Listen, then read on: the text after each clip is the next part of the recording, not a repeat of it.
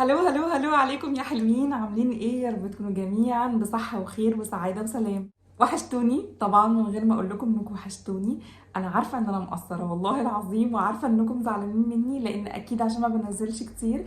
سامحوني، انا كنت تعبانة جدا، كنت واخدة دور البرد اللي هو ماشي الفترة دي. مش هنقعد بقى نحكي حكاية كبيرة كده وطويلة، المهم ان انا رجعت تاني. بس انا راجعة النهاردة مش في حاجة اي كلام، لا راجعة بحاجة مفيدة جدا. وراجعه بحاجه ممكن تكون مرجع لبنات كتير ما بيعرفوش يختاروا حاجات باث اند بادي وركس عن طريق النت، او ما بيعرفوش اصلا في الروايح، او المفروض ان هم يشتروا ايه منه، او ايه احسن حاجه فيه، او يشتروا ايه وما يشتروش ايه. فعلى ما اعتقد ان الفيديو ده هيكون ان شاء الله مفيد، وهيطلع باذن الله ترند كده ويطلع حاجه حلوه باذن الله. بس طبعا كله بتشجيعكم ليا، طبعا كله باللايكات بتاعتكم. فقبل بقى ما نبدا الفيديو، بليز اللي ما عملش لايك يعمل لايك للفيديو، عشان اللايك طبعا بيرفع الفيديو، لان انا عندي بقى لي فتره ما نزلتش. فمحتاجه ان ارفع الفيديو شويه عشان كل الناس تشوف اللي موجوده في القناه. وطبعا مش محتاجه اقول لكم، اللي ما اشتركش يروح دلوقتي حالا يشترك على طول دلوقتي ويعمل اشتراك في القناه او سبسكرايب في القناه. واللي مش مفعل الجرس يفعله على الكل عشان يوصل كل حاجه جديده انا بنزلها. ويلا على طول دلوقتي شفتوا كده في اخر فيديو انا نزلته، انا كنت رحت عملت زي جوله كده في باث اند بادي وركس، لان بصراحه ما كانش هو اصلا عندنا، ما كانش الزونه اللي انا موجوده فيها او المنطقه اللي انا موجوده فيها هنا في ايطاليا ما كانش فيه فرع الباث اند بادي وركس. فبالتالي ما كانش عندي اي اوبشن خالص ان انا اروح اشم الروايح او اشوف ايه الحلو ليا بالنسبه لي وايه اللي مش حلو، لان الاذواق في الحاجات دي بتبقى مختلفه شويه. بس في حاجات بتبقى متفق عليها، وفي حاجات تانية ممكن انت تحبيها، ممكن انا احبها، ممكن انت ذوقك يبقى مختلف عن ذوقي. بس انا عامه بنصحكم جدا لو انتوا عندكم فرع باث اند بادي وركس، الاحسن انك تروحي تشمي طبعا، وممكن تعملي الاوردر بتاعك اونلاين، دي ما فيهاش اي مشكله. انما انك تشمي عشان تاكدي من الريحه، لان هم عندهم روايح كتير قوي وعندهم حاجات كتير قوي، وممكن تتلخبطي وممكن تبقيش عارفه انت بتحبي ايه وما بتحبيش ايه، وممكن تجيبي حاجات بعد ما ترجعي البيت تحسي ان هي لا مش هي دي. فالاحسن انك تروحي تشمي بنفسك وتستني شويه كده على الروايح لما تروحي البيت وتهدي وتحسي وتشوفي ايه اكتر روايح علقت معاكي. انا يومها بصراحه جبت كذا حاجه، وبعدها لما رجعت البيت زي ما بقول لكم كده علقت معايا كذا حاجه تانية، فجبتها اونلاين. دايما باث اند بادي وركس هنا في ايطاليا اسعاره غاليه شويه، ومش على طول بيعمل اوفرز، والاوفرز بتاعته بتبقى عاليه برضو بمقارنه بفيكتوريا سيكريت، لا بتبقى الاوفرز بتاعته عاليه شويه. فانا بستنى لما بيبقى فيه تخفيضات، زي مثلا بلاك فرايداي، انا من اليوم اللي انا روحته فيه ده كان البلاك فرايداي. وكمان كان في تخفيضات الفتره اللي فاتت دي عشان كان في فيستا اللي هو السنجل داي، فكمان جبت منه كذا حاجه كده اونلاين في السريع، كان هو عاملها اوفرتات. فالناس اللي موجوده بره او موجوده في ايطاليا وفي اي مكان بره في اوروبا او في امريكا او في اي حته، تابعوهم دايما اونلاين، لان هم دايما بيعملوا اوفرز مختلفه. ممكن الاوفر يقعد يوم، يمكن الاوفر يقعد 3 ايام، ممكن الاوفر يقعد مثلا في ناس معنا يعني جمعه سبت حد بيقعد بس الاوفر كده. فانتوا دايما تابعوهم، لان هم دايما بيعملوا اوفرز في الاوقات كده غريبه، وتحس ان هم اللي هو ايه، احنا قاعدين بالليل مثلا ايه، يلا الصبح نقوم نعمل اوفر، مش مشكله بقى الناس تعرف ما تعرفش.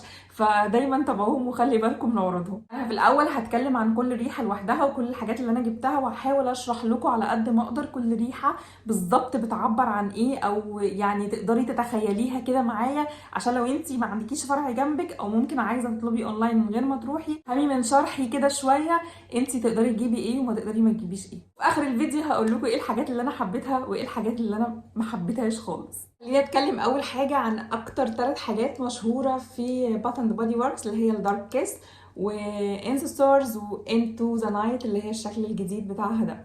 تمام. فهتكلم عليهم واحده واحده واقول لكم ايه روايح كل واحده فيهم كده بالتفصيل. اول حاجه هتكلم عنها وهي الدارك كيس، اللي هي الشكل ده كده زي ما انتم شايفين كده، هي اسود في فيولا في موف كده. فاعرفوا الحاجات اللي فيها اسود دي، اعرفوا ان هي حاجات ليليه شويه، وبتبقى حاجات شويه فخمه وشويه بتبقى قويه. تمام. فتعالوا كده نشمها، او تعالوا انا اشمها واشرح لكم الوضع عامل ازاي. طيب انا دي من الحاجات اللي انا حبيتها بصراحه، ريحتها بالنسبه لي مميزه جدا. هي عباره عن، تعالوا اقول لكم المكونات بتاعتها كمان، عباره عن راسبيري اسود اللي هو التوت الاسود، وعصير فاخر، وعطر برجموت، مش عارفه ايه البرجموت ده، وفانيليا سودا، ومسك البرقوق. فدول كلهم مع بعض في اللي هي الدارك كيس دي. بصوا هي شويه التوت الاسود عامل لها حاجه مميزه قوي، ناحيه كده مميزه فيها، اللي هي تحبي تفضلي شماها، اللي هي تريحك، يعني مش حاجه مش مسكره مثلا قوي فتجزعك، او مثلا ورد قوي فتقفلك كده او تصدعي. لا هي يعني فيها التسكيره بتاعه التوت الاسود مع الفانيليا السودا دي، برضو مش الحاجه اللي تخليكي تجزعي قوي منها كده، مع فيها زي يعني عود او مسك، حاجه من الحاجات اللي هي الخليجيه القويه الشديده دي اللي مدياها القوه بتاعتها. مريحه جدا جدا جدا، مهديه للاعصاب، تنفع قوي بالليل، دي ما تنفعش خالص الصبح، دي بالليل تحطيها بالليل سواء في البيت او بره، وريحتها مميزه جدا جدا، فاي حد هيشمها عليكي هيحسها ويحس ان في حاجه مميزه انت حطاها. فدي يعني زي ما قلت لكم كده مسكره، بس فيها على عطر كده خليجي، عطر راقي كده، عطر شرقي شويه، فدي حلوه جدا جدا، وما اعتقدش ان في حد هيتضايق منها. بس اللي لاحظته فيها ان هي ما بتقعدش اكتر من ساعتين، يعني هي مش ثابته قوي، ريحتها قويه ومركزه بس مش ثابته قوي. ودي طبيعه عامه الميستس بتاعه الجسم، هي معموله عشان تحط على الجسم، يعني مش معموله عشان تتشم، مش الناس تشمها، انت تشميها في نفسك، مش معموله عشان الناس تشمك، بس هي في منهم حاجات قويه ممكن حد يشمها عليكي. يعني انا في حاجات جربتها قويه وممكن حد يبقى معدي كده قريب منك يشم منك حاجه بسيطه كده، فدي من ضمن الحاجات اللي ريحتها قويه وتتشم من على بعد. حاجه هتكلم عنها وهي In the Stars، In the Stars، انا بتلخبط دايما منها ما بين In the Stars و Into the Night. In the Stars وهي شكلها دي الشكل الجديد تقريبا فيها، الباكج بتاعها طبعا حلوه قوي، خليني اشمها واقول لكم. طيب عامه In the Stars دي للناس اللي بتحب الحاجات الخليجي، دي خليجي صرف، الناس اللي بتحب العود، الخشب الصندل، الاخشاب مع العود، اللي هي الروائح الشرقيه اللي هي اللي باينه، يعني ريحه شرقيه، الناس اللي هي الخليجي، بص دي خليجي، فالناس اللي بتحب الستايل ده هتحب دي قوي. انا هقول لكم برضو عباره عن ايه. هي فيها مسك عود الصندل زي ما انا قلت لكم، وفي حاجه اسمها التنجيل مسكر، فيها فعلا فيها التسكيره كده في النص مش في الاخر، في النص فيها تسكيره كده مع الاخشاب ومع العود، وبرده في خشب الاجار مع كهرمان لامع، مع في حاجه اسمها ستار فلاور معاها برده. فهي بس الغالب عليها قوي واللي تشميها منها قوي هو الخشب مع العود كده، تمام. بس فيها في الاخر خالص، يعني في الاول تحبيها، بس في الاخر خالص في ريحه كده مش اي حد يحبها، يعني مش اي حد هيتفق عليها، فدي من ضمن الحاجات اللي ممكن تعجبك وممكن لا. بس لو انت بتحب روائح الخليج القويه، روائح الخليج اللي هي الاعواد والمسك والحاجات دي، فاكيد دي هتعجبك. حاجه هتكلم عليها وهي انتو ذا نايت، تمام. وشوف الباكج بتاعها عامل ازاي، شكلها اصلا تحفه، وزي ما قلت لكم كده اي حاجه فيها اسود في الميستس عامه يعني اعرفوا انها ليليه قوي، واعرفوا انها قويه جدا وريحتها فواحه. خلينا نشمها كده ونشوفها هتدي على ايه. طيب دي عبارة عن برضو مدية شوية على شرقي، على بارفانات فرنسي، يعني انتي هو مش شرقي بحت، لا هو حاجات شرقية اللي هي العطور الشرقية الخليجي دي مع عطور تانية فرنسية، يعني بحيث انها ميكس كده لطيف تتقبليه جدا وتحبيه جدا وتحبي تشميه كمان. هقول لكم عباره عن ايه. برضو الراسبيري اسود اللي هو التوت الاسود، وفي عنبر، وكمان الورد المخملي. وعامه الورد المخملي ده بيدي كده راحه كده للريحه، وبيخليكي تبقي متقبله قوي الريحه اللي انت بتشميها وتحبي تشميها اكتر. عامه الورد المخملي ده بيدي حاجه كده حلوه في اي مست.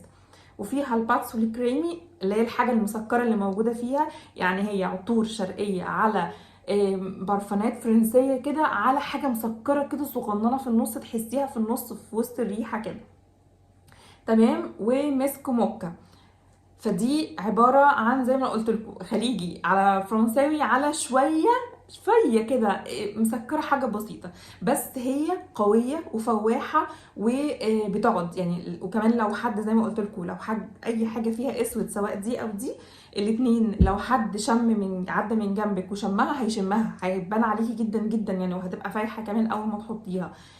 نسبة الثبات بتاعتها احسن شوية، هي ودارك كيس الاتنين نسبة الثبات بتاعتها حلوة، وانتو ذا ستار وان ذا ستارز برضو نسبتها كويسة، بس ما بتقعدش كتير، بالكتير قوي ساعتين لو انت حطاها على اللبس بتاعك. اقوى ريحة فيهم اللي هي انتو ذا نايت، ما اعتقدش محدش هيحب الميست ده، لان هو جامع ما بين كل حاجة، ما بين الشرقي وما بين الفرنساوي وما بين الحاجة المسكرة، فده بصراحة ده من ضمن الحاجات اللي عجبتني جدا جدا، وريحتها انا متقبلاها جدا وحباها واحب اشمها، لو انا حاطه في اي حاجه او في اي مكان احب اشمها. فدي من الحاجات اللي انتي انصحك تجيبيها وهتحبيها صدقيني جدا. دي بالنسبه للاوديشن، يعني ده اوديشن اللي هو الليلي شويه او الحاجات اللي هي الفخمه شويه او الحاجات اللي هي التقيله. بقى في الحاجات اللي هي وردي ومسكره، انا بقى من النوع اللي بحب الحاجات دي جدا. يعني بحب ما يبقاش وردي قوي قوي قوي، ما يبقاش وردي خام يعني ظهور خام، ولا حاجات مسكره خام، او المست ما بين الاتنين، يعني الحاجه تبقى ماسكه الاتنين، مسكره فيها سنه سكره كده على دولش كده شويه مع فيوري. فانا بحب الحاجات دي قوي. اني ابدا بحاجه انا يمكن ناس كتير قوي ما اتكلمتش عنها وما شفتش حد اتكلم عنها بصراحه، هي البوبي دي. اقول لكم ان البوبي دي يعني انا حبيتها بشكل غير طبيعي. ليه بقى؟ لان مريحه، بصي منتعشه ومريحه. عارفين الصابون الجل اللي بيبقى بالفراوله والتوت الاحمر والكريز، عارفين الطعم ده؟ مع ورد، بس ورد مش اللي هو الورد البلدي لا لا، زهور كده، زهور حلوه. فانا دي شايفاها فيوري شجري. فدي الناس اللي بتحب الفيوري الشجري وبتحب انها تشم ريحه كده منتعشه، هذا كانك ماشيه كده وسط جنينه كده مليانه زهور ومليانه ورود. اهي دي هي دي كده. يعني دي كده بجد من ضمن الحاجات اللي مريحه قوي قوي قوي، مهديه للاعصاب جدا وفريش. ومتهيألي ان هي صيفي اكتر لان هي الريحه بتاعتها فريش قوي قوي، تحس ان انت منتعشه كده وانت حطاها. فدي بالنسبه لي بوبي، وعايزه اقول لكم كتر حبي فيها. بصوا جبت 2 لانها عجبتني جدا. يعني اديت واحده لبنوتي، بص يعني هي خلصتها تقريبا، وسبت واحده ليا. فبصراحه دي من ضمن الحاجات برضو اللي لو انت عروسه كمان قوي انصحك تجيبيها، هتحبيها قوي قوي. هقول لك شويه فيها شبه كده من لافيه بيل، البارفان بتاع لافيه بيل الفرنساوي، فيها شبه شويه منه. فبصراحه جميله جدا وعجبتني قوي. بعد كده هتكلم على الجابانيز شيري بلوسم. تمام، دي طبعا برضو من ضمن الحاجات المشهوره جدا جدا جدا. عايزه اقول لكم ان انا برضو من ضمن الحاجات اللي حبيتها. تعالى اقول لكم هي عباره عن ايه. هي عباره عن براعم كيرز ياباني. مش عارفه ايه الفرق ما بين الياباني والعادي يعني، بس انا مش شامه خالص الكيرز فيها. الكيرز اللي هو الكريز، هي ما فيهاش كريز خالص، انا مش حاساه او مش شماه. وفيها كمثرى اسيوي، وفيها بتلات ميموزا نضره، وياسمين ابيض، وعود صندل احمر. اكتر حاجتين باينين فيها هو الياسمين الابيض والعود الاحمر. فانت لو انت المست ده بالنسبه لك تمام هتحبيه جدا. بتفكرني شويه بالعطور القديمه اللي كانوا يعني امهاتنا بتحطها كده، العطور اللي هي الفرنسويه اللي هي بتبقى اكترها داخله على ياسمين وورد وكده. فدي اكتر حاجه انا شماها فيها. بس هي برضو ريحتها منعشه قوي وصيفيه، يعني تحطيها في الصيف، تحطيها في الصيف. اكتر حاجه باين فيها زي ما قلت لكم الياسمين والعود الاحمر. دي برضو الناس اللي بتحب الورود على الحاجات الشرقيه برضو هتعجبها دي جدا. عجبني اكتر من الاوديشن ده او من الميست ده، عجبني منه اكتر البادي لوشن. وهو البادي لوشن بيبقى اخف شويه من البادي كريم، يعني في بادي كريم عندهم وفي بادي لوشن.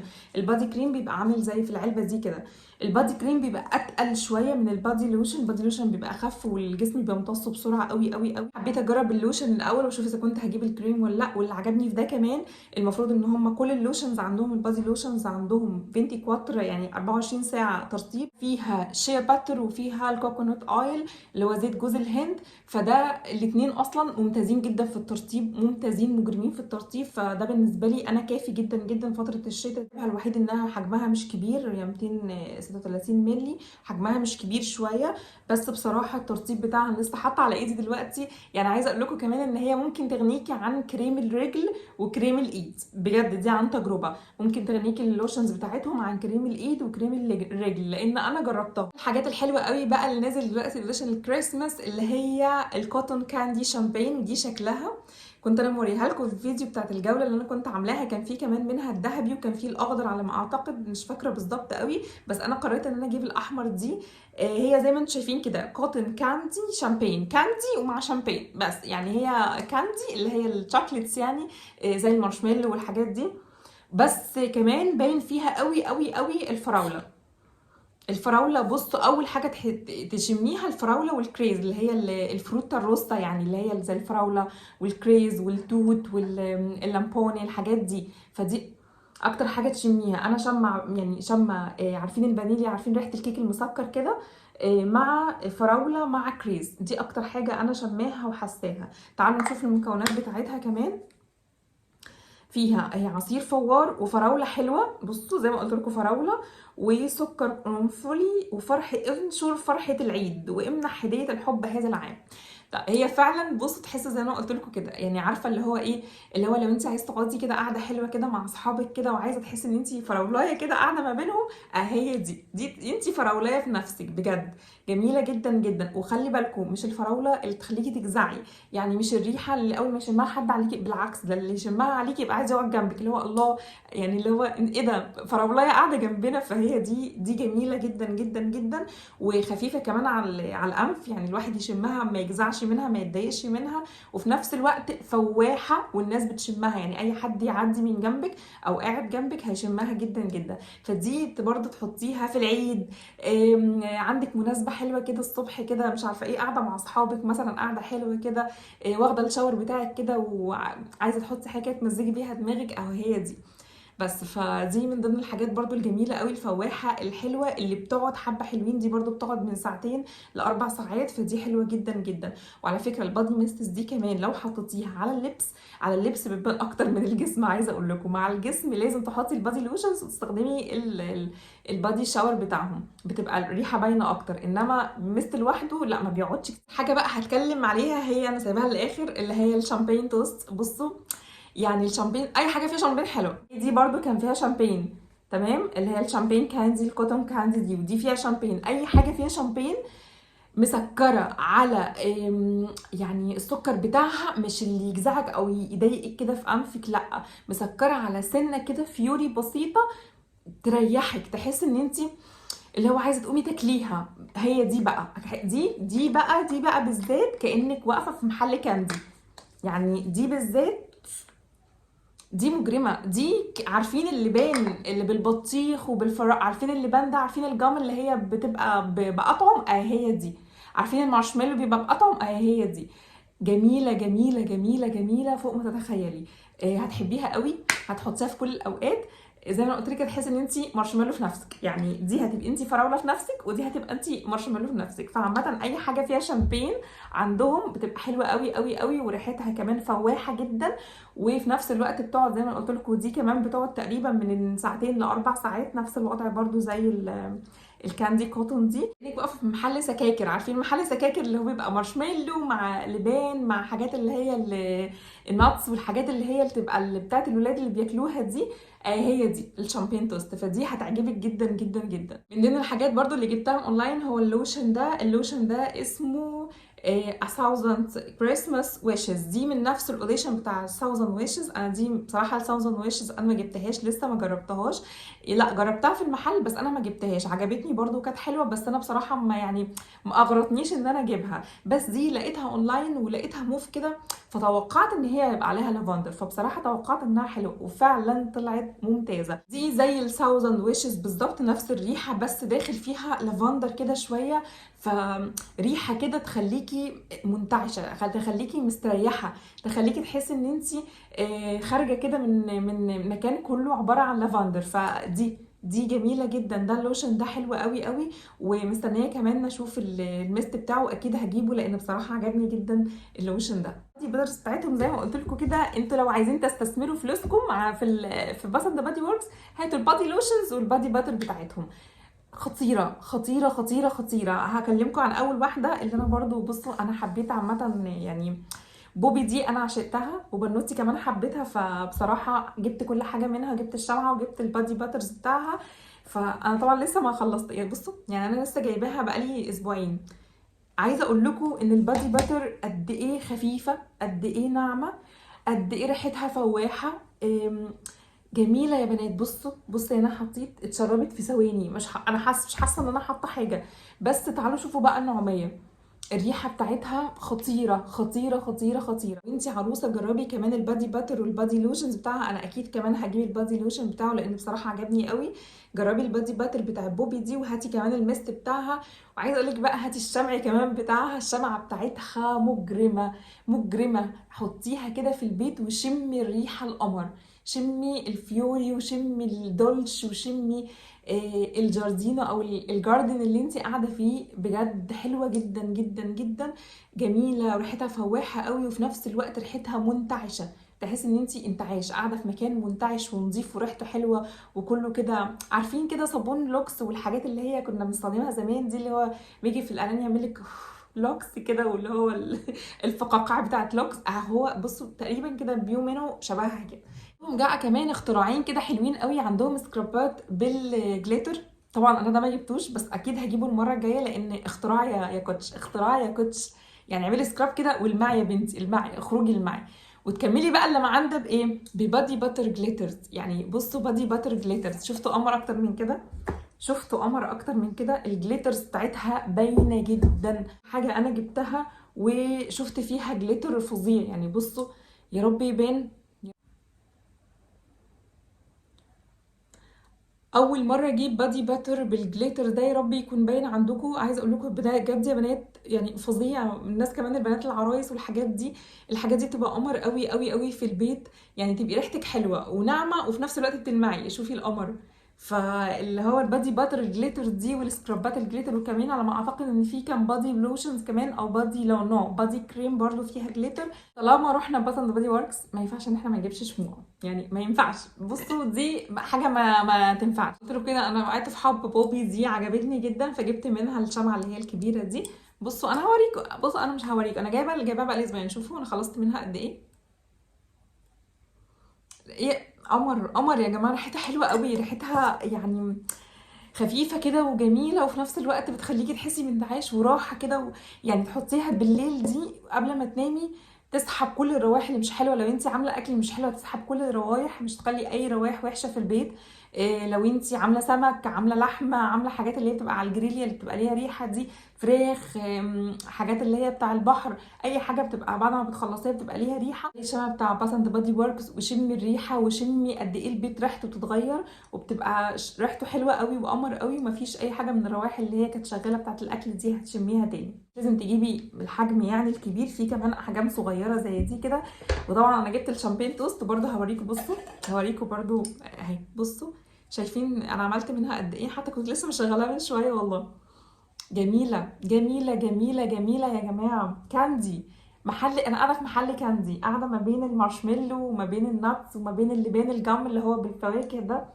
بجد جميله. الشامبين توست دي ما اعتقدش ان في حد مش هيحبها. بقى لها معايا اسبوعين، والحجم التاني برضو بقى له معايا اسبوعين. بس يمكن انا من النوع اللي بحب الشموع، وبحب اشغل شموع كتير في البيت، وخاصه بالليل الفتره اللي ببقى قاعداها كده لوحدي مع نفسي، اروق فيها اعصابي وهدي فيها اعصابي. بحب دايما اشم حاجه حلوه، فانا بحب بصراحه الشموع، فعشان كده تلاقوني مخلصاها بسرعه. اقول لكم بقى الخلاصه. تمام، تعالى اقول لكم اكتر حاجات انا حبيتها من الدنيا دي كلها. في اكيد انتم استشفيتوا من كلامي كده الحاجات اللي انا حبيتها، والحاجات اللي انا يعني هكررها على طول كل ما تخلص. انتو ذا نايت دي اكيد طبعا، اكيد اكيد اكيد مع السكراب بتاعها، وهجيب كمان البادي لوشن بتاعها والبادي شاور. اللينيا عامه بتاعتها كلها عجبتني جدا جدا، وهجيب كمان الشمعة بتاعتها لان في كمان شمعة منها. وكمان بوبي بوبي بوبي بوبي اكيد هجيبها تاني وتالت ورابع، حبيتها جدا. وكمان الكاندي كوتن شامبين دي برضو من ضمن الحاجات اللي حبيتها قوي. والقمر بقى، والقمر اللي هجيبه دايما وهجيب يمكن من كل حاجه منها كمان، اللي هي الشامبين توست ميستس. انا حبيتهم في كل الحاجات اللي انا جبتها دي. بالنسبه لي البادي لوشنز هجيب منهم تاني، وهجيب من الحاجات اللي انا حبيتها دي هجيب البادي لوشنز بتاعتها. وبس يا حلوين، وبكده يكون خلص معايا فيديو النهارده. اتمنى الريفيو يكون عجبكم، واتمنى تكونوا حسيتوا باللي انا حسيته وشميتوا معايا، وحاولت اوصل لكم على قد ما اقدر الروائح بتاعه الميستس وبتاعه الكريمات وبتاعه الشمع والحاجات دي كلها. عامه يعني انا حاولت ان انا اديكي اوبشنز لحاجات انت ممكن تجيبيها وانت مطمنه انها حلوه وهتستريحي لها من خلال الفيديو ده، وتقدري تجيبيها اونلاين.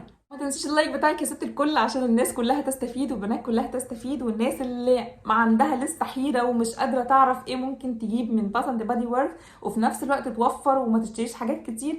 فاعملي لنا اللايك بقى الحلو بتاعك. وكمان لو انت لسه مش مشتركه، انزلي يا بنتي اشتركي، يا بنتي انزلي اشتركي، والله العظيم القناه هتعجبك جدا باذن الله. وما تنسيش تفعلي الجرس على الكل عشان يوصل لكم مني كل جديد. كمان على الانستجرام، لان الانستجرام على طول بنزل فيه ستوريز، وعلى طول بشارك الناس كده ايه اللي بيحصل كل يوم في يومي. تلاقي بنفس اسمي مامي ديرين ايطاليا، نفس صفحه الانستجرام. ميرسي لكل الناس اللي فضلت معايا لاخر الفيديو، بحبكم جدا جدا، واشوفكم على خير ان شاء الله الفيديو الجديد. ودلوقتي اقول لكم باي باي.